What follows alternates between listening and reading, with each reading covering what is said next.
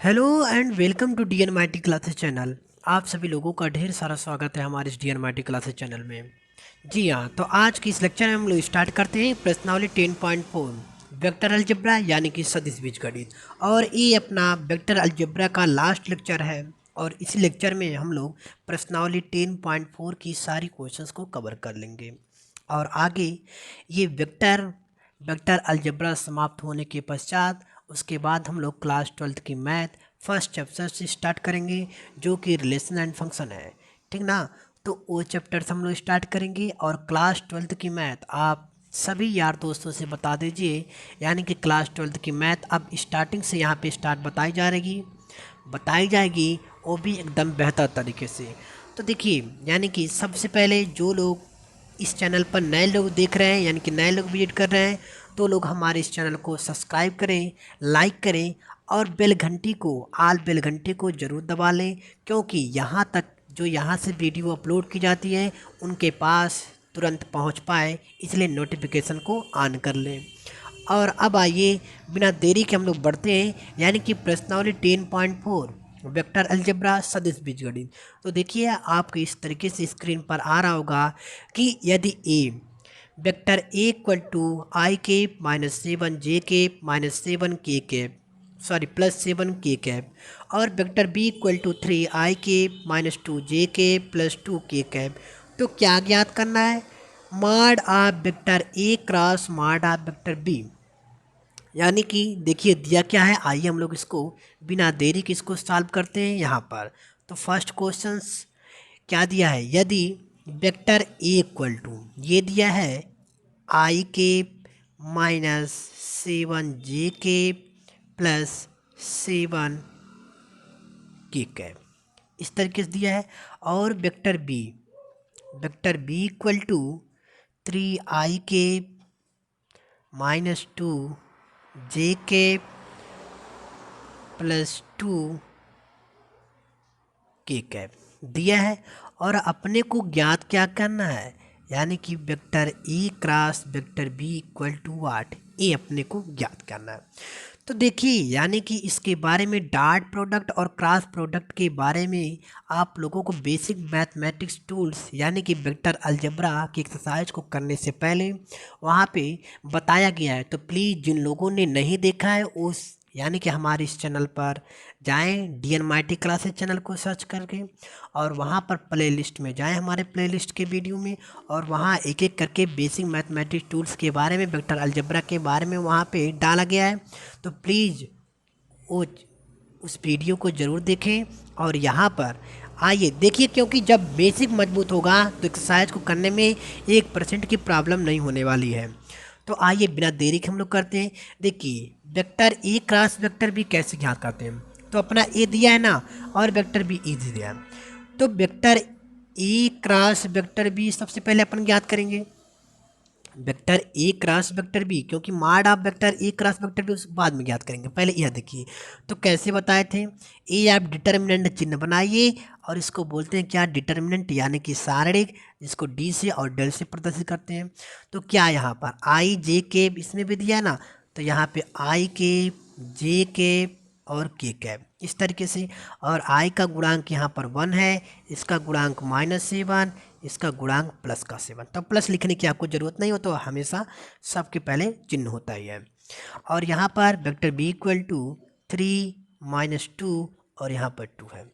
अब यहाँ से देखिए आई का गुणांक और जे के यानी कि डिटर्मिनेंट को कैसे किया जाता है बता चुके हैं हम आपको, फिर भी आप यहाँ पर देखिए कि इस तरीके से सबसे पहले आप यानी कि यह इक्वल टू आई के, और इसको आप डिटरमिनेंट बना सकते हैं, इस तरीके से बनाइए। और इसको आप गेस कीजिए, यानी कि इसको क्या बोलते हैं, रो बोलते हैं। इस वाले इस लाइन को क्या बोलते हैं, रो बोलते हैं। और इस वाले यानी कि इधर वाले लाइन को इस तरीके से क्या बोलते हैं, कालम बोलते हैं। यानी कि रो इसको और इसको कालम इस तरीके से बोलते हैं। तो अब देखिए, यानी कि इसको हमने आई लिया, फिर डिटरमिनेंट बनाया और इसको रो वाले को छोड़ा, इधर कॉलम वाले को छोड़ा, यानी कि उसी के नीचे वाले। इसी तरीके से हम लोग इसको डिटरमिनेंट को सॉल्व किया जाता है। तो इसको इसको गेस करेंगे तो यहाँ पर क्या बचा, -7 +7 -2 और यहाँ पर 2 और माइनस चिन्ह बनाएंगे। अब जे की टर्म है तो यहाँ पर जे के और पुनः डिटर्मिनेंट इस वाले को गेस करेंगे, इसको छोड़ेंगे तो 1 3 और 7 2, 1 3 7 2 ये रहा अपना।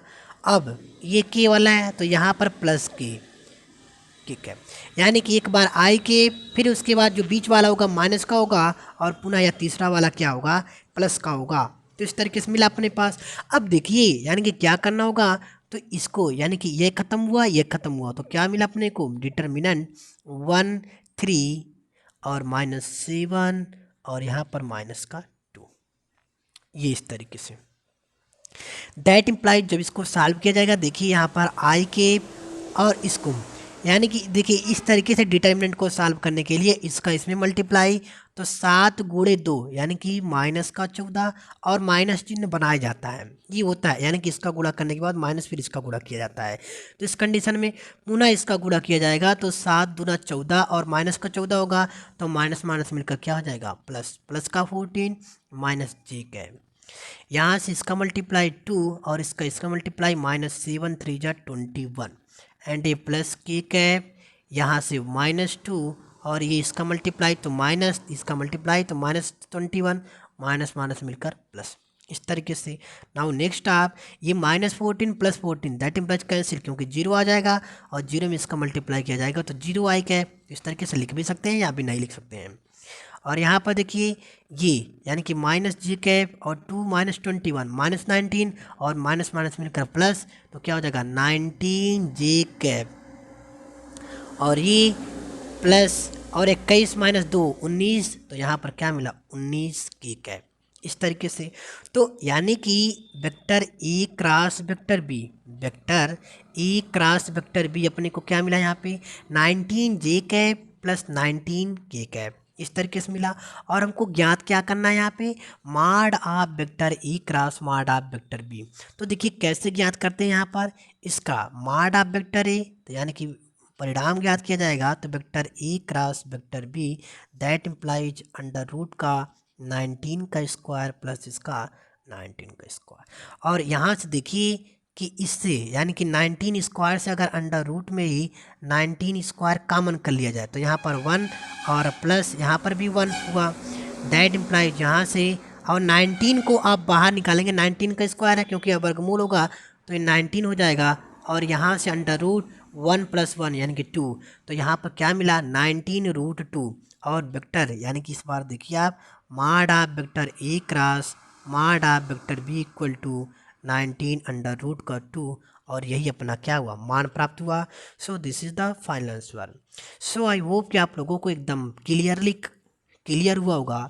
अब आइए बिना देरी के हम लोग क्वेश्चन नंबर 2 पर चर्चा करते हैं। तो देखिए ये रहा क्वेश्चन नंबर 2 आपके स्क्रीन पर। यस, क्वेश्चन नंबर 2, सदिश vector A plus vector B और vector A minus vector B की लंब दिशा में मात्रक सदिश ज्ञात कीजिए, जहां वेक्टर ए बराबर यह दिया है और वेक्टर बी बराबर इस तरीके का दिया गया है।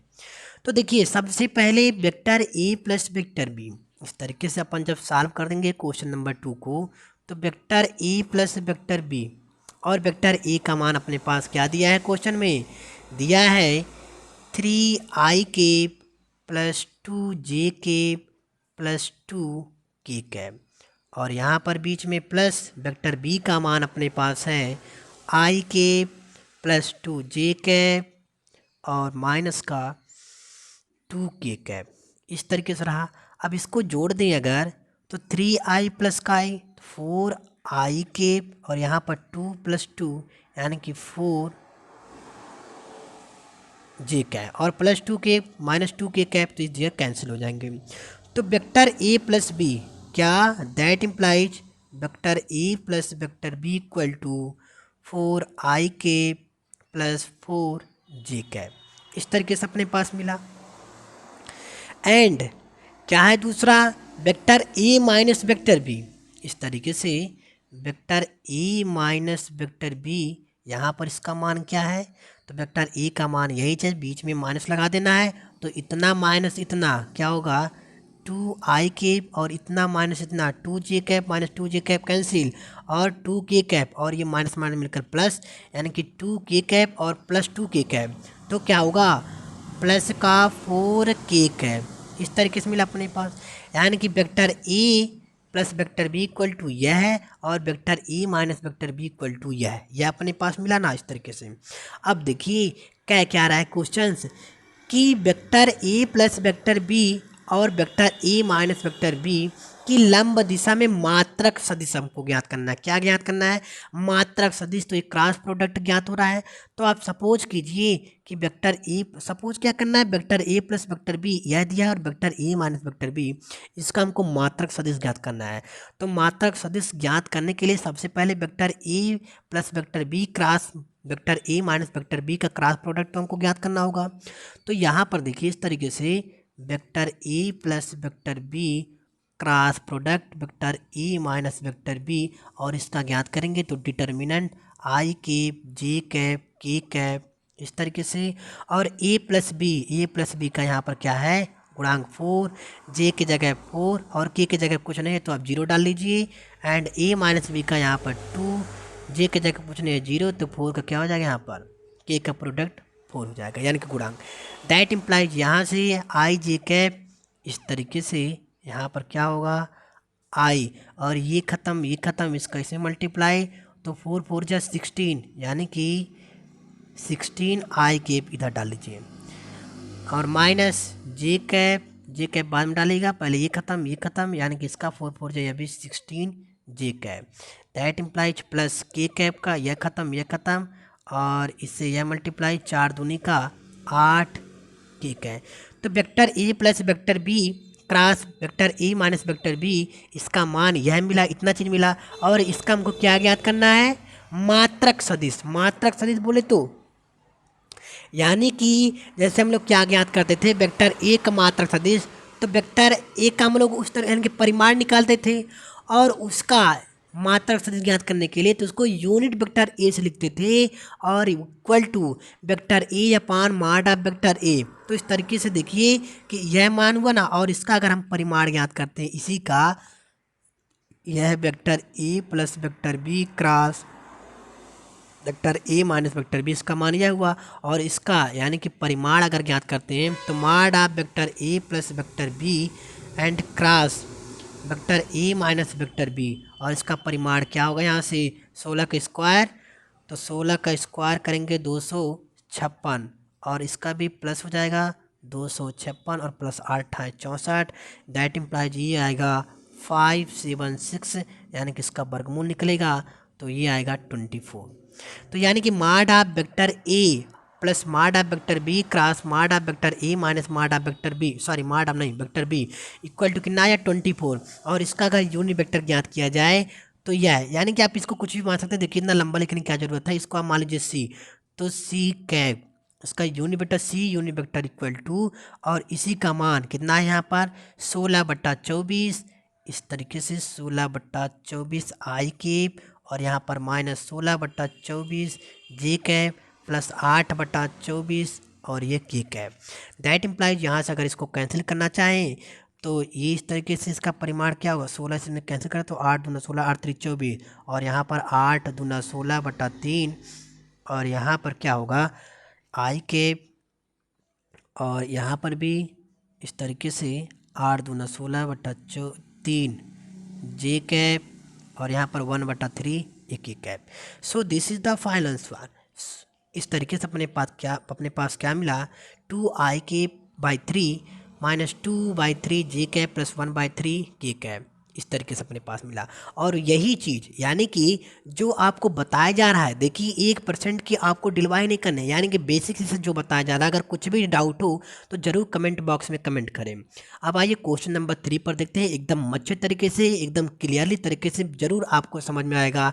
तो क्वेश्चन नंबर 3 देखिए यहाँ, क्वेश्चन नंबर 3 आपकी स्क्रीन पर, यदि एक मात्रक सदिश वेक्टर ए आई कैप के साथ π/3 जे कैप के साथ π/4 और के कैप के साथ एक न्यून कोण थीटा बनाता है तो थीटा का मान ज्ञात कीजिए और इसकी सहायता से वेक्टर ए के घटक भी ज्ञात कीजिए। देखिए एकदम आसान क्वेश्चंस, यानी कि हमको थीटा का मान ज्ञात करना है और वेक्टर ए के घटक भी ज्ञात करना है। तो देखिए जो अपन दिया है इस तरीके से माना मात्रक सदिश, जो आप इस तरीके से मानिए कि माना मात्रक सदिश,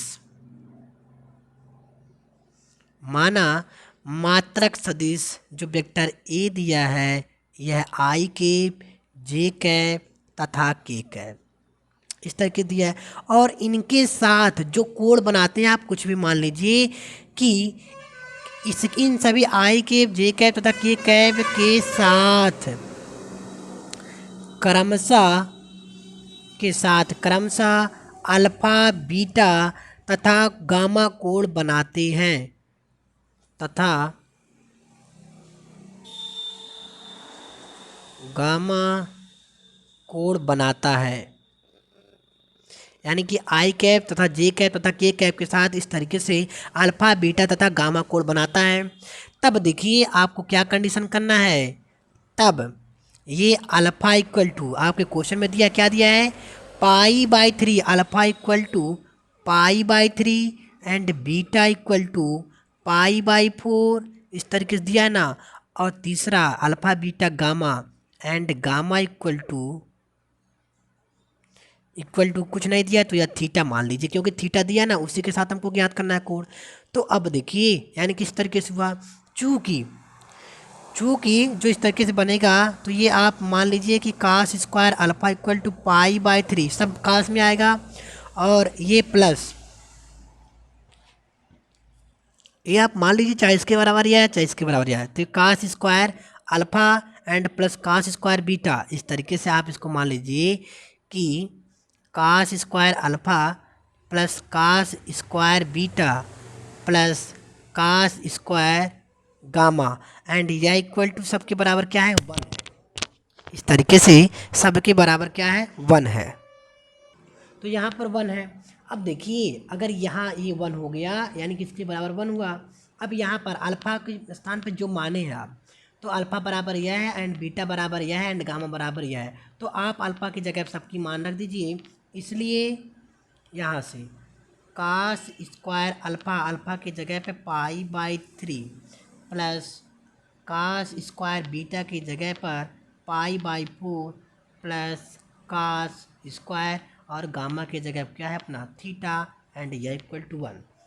दैट इम्प्लाइज, यहाँ से आप देखिए इम्पॉर्टेंट वाली बात यह है कि ये कास π/3 एंड पाई का मान होता है 180 डिग्री, पाई का मान होता है 180 डिग्री यानी कि 180 अंश, और 180/3 जब 180 में भागा 3 का करेंगे तो 3 × 18 यानी कि 60 डिग्री, और कास 60 अंश का मान होता है, कास 60 अंश का मान होता है 1/2, तो ये 1/2 और इसका स्क्वायर है तो आप स्क्वायर कर दीजिए, प्लस कास यहाँ पर π/4 यानी कि 180/4, तो इसमें भाग देंगे 45, कास 45 अंश का मान 1/√2 और इसका स्क्वायर है तो स्क्वायर प्लस 1, ये कास स्क्वायर थीटा है तो यहाँ पर क्या हो जाएगा थीटा स्क्वायर।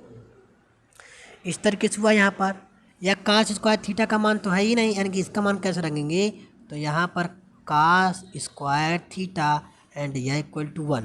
दैट इम्प्लाइज, यहाँ से 1/2 का होल स्क्वायर अर्थात 1/4 प्लस 1/√2 इंटू 1/√2 ये 1/2 प्लस क्या होगा cos square theta equal to 1।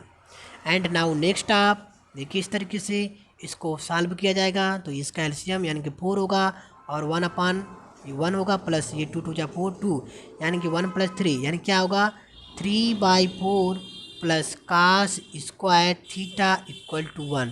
And that implies, यहाँ से अगर cos square theta equal to ये 1 - 3/4 एंड नाउ नेक्स्ट आप कास स्क्वायर थीटा 4 - 3/2 4 - 3 यानी कि 4 - 3 1, तो यहाँ पर 1/4 इस तरीके से हुआ। अब यहाँ पर क्या हुआ 1/4 cos square theta equal to 1/4 और यहाँ पर स्क्वायर है तो इसका भी वर्गमूल अगर लिया जाए, दोनों पक्षों का वर्गमूल लिया जाए तो यहाँ पर क्या मिलेगा कास थीटा इक्वल टू 1/2 इसका भी वर्गमूल होगा। और इस तरीके से theta cos theta equal to 1/2 और यहाँ से आप देखिए कि that implies cos theta equal to और 1/2 कास में कितने अंश का मान होता है, तो ये होता है कास पाई/3 यानी कि कास 60 डिग्री का मान। और यहाँ से cos cos cancel, so that implies theta equal to क्या मिला अपने पास पाई/3। क्या मिला pi, theta equal to pi. अब इस तरीके से जो थीटा का मान हमको ज्ञात करना था तो ये तो ज्ञात हो गया। अब ए के घटक वेक्टर ए के घटक भी हमको ज्ञात करना है ना, तो इस तरीके से देखिए कि वेक्टर ए के घटक क्या होगा, वो हमने क्या माना था कास अल्फा, तो अल्फा की जगह पर रखेंगे तो कास पाई/3 और यहाँ पे कास बीटा की जगह पाई/4 और cos theta alpha beta gamma, gamma की जगह पर हम लोग थीटा लिए थे ना, तो कास थीटा का मान यहाँ पर क्या आया है पाई/3। सो दैट इम्प्लाइज इसका मान यानी कास 60 डिग्री का मान 1/2 और कास 45 अंश का मान 1/√2 और कास 60 डिग्री का मान 1/2। So this is the final answer. So I hope कि आप लोगों को एकदम अच्छे तरीके से समझ में आया होगा। अब आइए बढ़ते हैं बिना देरी के हम लोग क्वेश्चन नंबर 4 पर। तो देखिए ये रहा क्वेश्चन नंबर 4 आपके स्क्रीन पर। हेलो, जी हाँ, तो देखिए क्वेश्चन नंबर 4, दर्शाइए कि क्या दिया है, दर्शाना है हमको कि vector A minus vector B क्या दिया है, vector A minus vector B cross vector A plus vector B equal to vector A plus vector B. यह हमको सिद्ध करना है। यहाँ पर क्रॉस है vector A cross vector B, ये हमको क्या करना है दर्शाना है यानी कि प्रूफ करना है। तो देखिए कैसे हम लोग प्रूफ करेंगे, यहाँ आप देखिए एकदम सही तरीके से देखिए आपके तरीका मतलब जो ताकने का जो नज़रिया हो सीधे यहाँ पर फोकस होना चाहिए। तो देखिए यहाँ से ये है ना अपना, तो vector A minus vector B इसको लिखिए और इसका इसमें मल्टीप्लाई करेंगे तो ये क्या होगा क्रॉस में होगा ना, तो वेक्टर ए इस तरीके से हुआ और इस तरीके से आप यहाँ पर प्लस हुआ अपना, क्योंकि इसका इसमें मल्टीप्लाई होगा तो प्लस। अब देखिए इसका अगर इसमें मल्टीप्लाई किया जाए तो vector A minus vector B और इसका इसमें मल्टीप्लाई किया जाएगा तो क्या होगा क्रॉस वेक्टर बी। यानी कि हम लोग LHS को सिद्ध कर रहे हैं और RHS के बराबर लाना है। अब देखिए इम्पॉर्टेंट वाली बात यह है कि क्रॉस प्रोडक्ट में I cross I equal to क्या होता है 0 होता है, I cross I equal to 0 होता है और यही डॉट प्रोडक्ट में I dot I equal to क्या होता है 1 होता है। तो यहाँ पर इसमें अगर इससे मल्टीप्लाई किया जाए तो vector A cross vector A and minus यहाँ पर vector B cross vector A और यहाँ पर plus vector A cross vector B और minus vector B cross vector B. तो यहाँ पर आई क्रॉस आई क्या होता है 0, उसी प्रकार से सेम तरीका से यहाँ पर vector A cross vector A है तो यह मान 0 हो जाएगा एंड यह vector B minus vector B cross vector A और plus vector A cross vector B और इसका मान भी क्या हो जाएगा 0। सो दैट इम्प्लाइज, अब देखिए इंपॉर्टेंट वाली बात ये है कि ये इस तरीके से जो अपने पास मान ए है ए क्रॉस वेक्टर बी और minus vector B cross vector A इस तरीके से। अब एक इम्पॉर्टेंट वाली बात है यहाँ पर आप देखिए कि minus vector B cross vector A को इसको इस तरीके से माइनस कॉमन कर दिया जाए तो यहाँ पर क्या होगा ए होगा माइनस वाला वेक्टर बी ए वाला माइनस हो जाएगा तो यहाँ से भी माइनस अगर किया जाए तो vector A cross vector B और यह इसके बराबर यानी कि प्लस हो जाएगा तो इसके बराबर क्या आ जाएगा मान ये आ जाएगा। यानी कि यहाँ पर vector A cross vector B और यहाँ पर क्या हो जाएगा इस तरीके से प्लस क्या vector A cross vector B और यह यानी कि देखिए यह भी है तो यहाँ पर दो है यानी कि 2 vector A cross vector B और यही हमको क्या करना था प्रूफ करना था यानी कि RHS के बराबर। सो आई होप कि आप लोगों को एकदम अच्छे तरीके से समझ में आया होगा। अब आइए अपन बढ़ते हैं क्वेश्चन नंबर 5 में। तो देखिए क्वेश्चन नंबर 5 आपकी स्क्रीन पर ये रहा, जी हाँ देखिए ये रहा क्वेश्चन नंबर 5 आपकी स्क्रीन पर। लेम्डा और म्यू ज्ञात कीजिए यदि, यानी कि देखिए मान आपका दिया है यदि इस तरीके से, यदि क्या दिया है 2i के प्लस 6j के प्लस 27 के कैप क्रॉस i के प्लस लेमडा जे कैप प्लस म्यू के कैप और यह इक्वल टू दिया है वेक्टर 0। तो देखिए हमको क्या ज्ञात करना है, वेक्टर ए। आप इसको सपोज भी कर सकते हैं vector A cross vector B, यानी कि इतना क्रॉस वेक्टर ई, इतना क्रॉस और इतना इक्वल टू 0 दिया। तो हमको क्या ज्ञात करना है, यहाँ से लेमडा और म्यू का मान ज्ञात करना है। क्या ज्ञात करना है, लेमडा और म्यू का मान। तो देखिए कैसे ज्ञात करेंगे, वही सेम कंडीशन जैसे vector A cross vector B हम लोग ज्ञात करते हैं, बस उसी तरीके से हमको ज्ञात करना है। तो यहाँ पर ज्ञात करते हैं बिना देरी के। देखिए इस तरीके से कैसे, यानी कि आप इसको सपोज कर लीजिए, कुछ भी सपोज कर सकते हैं। वेक्टर ए इसको आप सपोज कर लीजिए, इसको वेक्टर बी, और इस तरीके से vector A cross vector B equal to determinant i j k, और आई का मान यहाँ इस तरीके से वेक्टर ए में है 2 6 27 और वेक्टर बी में है 1 लेमडा और म्यू। दैट इम्प्लाइज यहाँ से इस तरीके से आई और इसमें यह कैंसिल, इसका इसमें मान खत्म हो, मतलब इसमें मल्टीप्लाई करेंगे तो 6 म्यू और -27 लेमडा माइनस जे, और इसका यह खत्म यहाँ पर 2 म्यू और इसका इसमें मल्टीप्लाई -27 और प्लस का के कैप। यहाँ से के कैप हुआ और के कैप में देखिए इस तरीके से यह ख़त्म, यानी कि 2 लेमडा और माइनस का 6 और यह इक्वल टू क्या है 0, वेक्टर 0। अब अगर वेक्टर 0 आ जाए, यानी कि यह भी आई 0 आई कैप प्लस 0 जे कैप प्लस 0 के कैप, इस तरीके से। तो दैट इम्प्लाइज यहाँ से देखिए आप इस तरीके से कि ये ना अपना आई के 6 म्यू -27 लेमडा माइनस जे 2 म्यू -27 और प्लस के कैप 2 लेमडा -6 इक्वल टू, और 0 वेक्टर में है, यानी कि 0 यूनिट वेक्टर आई प्लस 0 यूनिट वेक्टर जे प्लस 0 के कैप, इस तरीके से अपने पास। अब देखिए दोनों पक्षों से आई जे तथा के कैप, आई कैप तथा जे कैप तथा के कैप के गुणांकों की तुलना करने पर, तो यहाँ से अपन जब तुलना करेंगे, यानी कि आप लिख सकते हैं दोनों पक्षों से आई कैप जे कैप तथा के कैप के गुणांकों की तुलना करने पर, तो इसका गुणांक ये है, इसका गुणांक ये है। आप इस तरीके से लिखेंगे कि दोनों पक्षों से आई कैप जे कैप तथा के कैप के गुणांकों की तुलना करने पर, तो तुलना करेंगे अपन तो इसके बराबर यह होगा। तो यहाँ पर भी देखिए म्यू लेमडा है, और अगर इसमें दोनों में है तो यहाँ पर म्यू लेमडा, यहाँ से मान ज्ञात हो जाएगा म्यू का, और यहाँ से लेमडा का मान ज्ञात हो जाएगा।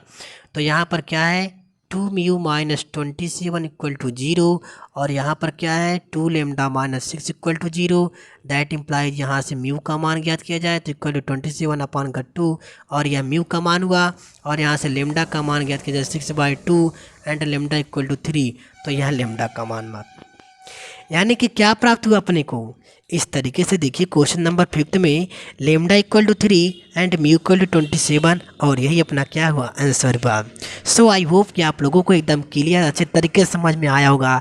अब आइए बढ़ते हैं हम लोग क्वेश्चन नंबर, ये रहा क्वेश्चन नंबर 6 5 था, और बढ़ते हैं क्वेश्चन नंबर 6 की तरफ। तो देखिए ये रहा आपकी स्क्रीन पर क्वेश्चन नंबर 6। जी हाँ, तो क्वेश्चन नंबर 6 ये रहा आपके स्क्रीन पर दिया हुआ है कि vector A dot vector B, question number 6 क्या दिया है, vector A dot vector B equal to 0 ये दिया हुआ है, और vector A cross vector B भी क्या दिया है 0 दिया है। Vector A cross vector B equal to 0। सदिश वेक्टर ए और वेक्टर बी के बारे में आप क्या निष्कर्ष निकाल सकते हैं, इतना चीज़ दिया है और कह रहा है कि सदिश वेक्टर ए और वेक्टर बी के बारे में आप क्या निष्कर्ष निकाल सकते हैं। देखिए इतने आसान क्वेश्चंस, या इसके बराबर दिया है तो क्या इसके बराबर हम अपन वेक्टर ए बराबर 0, इसके बराबर 0, तो इसके बराबर भी 0 होगा ना, हो तब वेक्टर बी भी बराबर 0 होगा, इस तरीके से होगा। अर्थात क्या है वेक्टर ए पर लंब वेक्टर बी है, इस तरीके से है ना, वेक्टर ए पर लंब वेक्टर बी, इस तरीके से हम लोग डॉट प्रोडक्ट में सीखे हैं कि वेक्टर ए पर लंब वेक्टर बी के बराबर 0 होता है, अर्थात वेक्टर ए तथा वेक्टर बी शून्येतर होंगे। क्या होंगे? वेक्टर ए तथा वेक्टर बी दोनों आपस में क्या होंगे? शून्येतर होंगे। ये रहा। और क्रॉस प्रोडक्ट में आप देख लीजिए कि A cross vector B, vector A cross vector B equal to 0, यानी कि वेक्टर ए बराबर 0 और या वेक्टर बी बराबर भी 0। अर्थात ये क्या है? पर ये इस तरीके से पैरेलल है। वेक्टर ए वेक्टर बी बराबर ये पैरेलल है। क्या है? पैरेलल है। यानी कि वेक्टर ए तथा वेक्टर बी क्या होंगे? शून्येतर होंगे। वेक्टर ए तथा वेक्टर बी ये बराबर क्या होंगे? शून्येतर होंगे, यानी कि 0 के बराबर होंगे। बट लेकिन क्या इस तरीके से बट वेक्टर ए परलम्ब वेक्टर बी और vector A is parallel vector B नहीं हो सकता। क्या नहीं हो सकता है? ठीक ना। तो ये रहा क्वेश्चन, यानी कि देखिए वेक्टर ए इक्वल टू 0 तथा वेक्टर बी भी बराबर क्या होगा? 0 होगा। लेकिन यानी कि क्रॉस प्रोडक्ट में इस तरीके से ये दूसरे पर ना पैरेलल होंगे ना ही परपेंडिकुलर होंगे। सो आई होप कि आप लोगों को एग्जाम अच्छे तरीके से क्लियर होगा। अब आगे आप कुछ क्वेश्चन दिया हुआ क्वेश्चंस के बारे में करेंगे, और नहीं आएगा तो प्लीज़ आप कमेंट बॉक्स में ज़रूर कमेंट कीजिए। हम उसका दूसरा पार्ट वीडियो बना करके आपके मतलब इस चैनल पर ज़रूर प्रोवाइड करा देंगे। लेकिन प्लीज़ कमेंट करने पर ही उस वीडियो को बनाया जाएगा। तब तक इस पूरी लेक्चर को पूरे अच्छे तरीके से आप ज़रूर कवर करें, अच्छे तरीके से समझें, और ज़रूर कुछ डाउट हो तो कमेंट बॉक्स में ज़रूर कमेंट करें। आगे की क्वेश्चन एकदम ईजी है। अब हम स्टार्ट करेंगे आगे रिलेशन एंड फंक्शन से, यानी कि रिलेशन से स्टार्ट करेंगे। जैसे जो मतलब वो बहुत बेसिक है, और बेसिक से हम लोग पढ़ना स्टार्ट करते हैं। मिलते हैं कल के लिए, कल के लेक्चर में। तब तक के लिए इस क्वेश्चन को पूरी अच्छे तरीके से कवर कीजिए। थैंक यू, धन्यवाद।